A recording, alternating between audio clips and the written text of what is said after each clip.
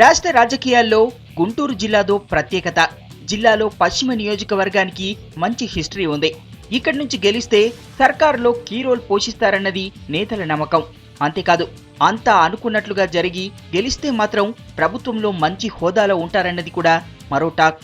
అందుకే ఈ నియోజకవర్గంపై అన్ని పార్టీలు కన్నేశాయి. ఎన్నికల ప్రచారానికి సిద్ధమవుతున్నాయి. గుంటూరు మిర్చి లాంటి ఘాటు స్క్రిప్ట్లతో ప్రచారానికి సై అంటున్నాయి. గెలుపు గుర్రాలను ఎన్నికల రేసుకు సన్నద్ధం చేస్తున్నాయి అన్ని పార్టీలు.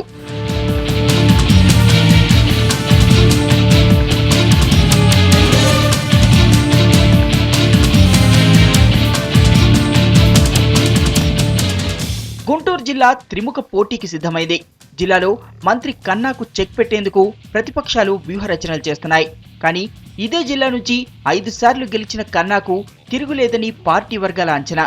ఇప్పుడు ఎమ్మెల్యేగా ఉన్న నియోజకవర్గం నుంచే వచ్చే ఎన్నికల్లో పోటీ చేస్తారని పార్టీ వర్గాల సమాచారం.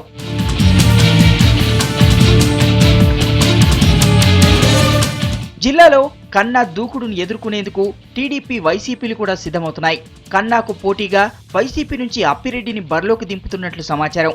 నియోజకవర్గంలో రెడ్డి సామాజిక వర్గం తక్కువగానే ఉన్న అప్పిరెడ్డిని బరిలోకి దించేందుకు వైసీపీ సాహసం చేస్తున్నట్లే కనిపిస్తోంది. ఆయన పేరును పార్టీ అధికారికంగా ప్రకటించకపోయినా నేనే అభ్యర్థినంటూ ప్రచారం చేసుకునే పనిలో బిజీ అయిపోయారు అప్పిరెడ్డి.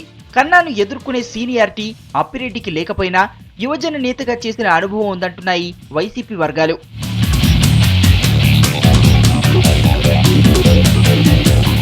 ఈ విషయంలో టీడీపీ వెనుకబడినట్లే కనిపిస్తోంది.